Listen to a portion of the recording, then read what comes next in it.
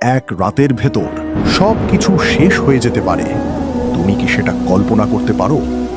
আজ যে সম্পদ, যে ক্ষমতা, যে গর্ব তোমার চারপাশে আছে, কাল যদি সেটা আর না থাকে, তখন তুমি কার দিকে ফিরবে?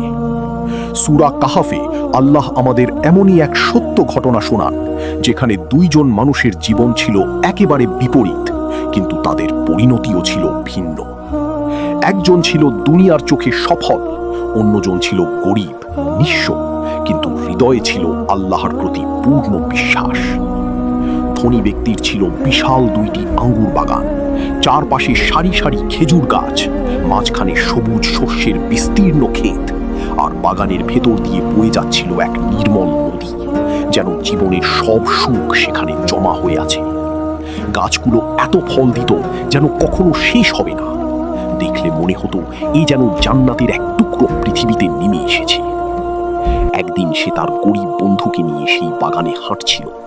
সবুজের মাঝে দাঁড়িয়ে তার চোখে ছিল গর্ব আর কণ্ঠে অহংকার।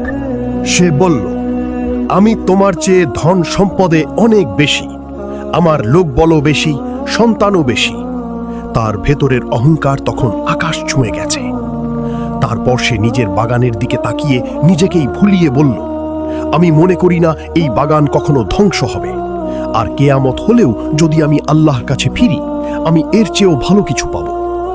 এই কথাই ছিল তার পতনের শুরু। তার গরিব বন্ধু শান্তভাবে তার দিকে তাকালো। তার চোখে ছিল দুঃখ আর ভয়, কিন্তু কণ্ঠ ছিল নরম। সে বলল, তুমি যখন তোমার বাগানে প্রবেশ করেছিলে, তখন কেন বললে না, মাশাআল্লাহ, লা কুওয়াতা ইল্লা বিল্লাহ, সব শক্তি তো শুধু আল্লাহরই হাতে? কিন্তু সে শুনল না। তার চোখে তখন শুধু নিজের ক্ষমতা, নিজের সম্পদ, নিজের অহংকার। রাত নেমে এলো, চারপাশে নীরবতা, বাতাস থেমে গেছে, আকাশ যেন ভারী হয়ে আছে। সেই রাতেই আল্লাহর ফয়সালা নেমে এলো, যা কেউ কল্পনাও করতে পারে। পরদিন সকালে সে যখন বাগানের দিকে গেল, তার পায়ের নিচ থেকে মাটি সরে গেল। যে বাগান ছিল সবুজের স্বর্গ, আজ সেটা এক ধ্বংসস্তূপ। আঙুরের লতা মাটিতে পড়ে আছে, গাছ ভেঙে গেছে, ফল নষ্ট হয়ে গেছে, নদীর পানি শুকিয়ে গেছে ধুলোর মধ্যে। সবকিছু শেষ। সে থমকে দাঁড়িয়ে গেল, তার মুখ ফ্যাকাশে, চোখে অবিশ্বাস, হৃদয়ে ভাঙন।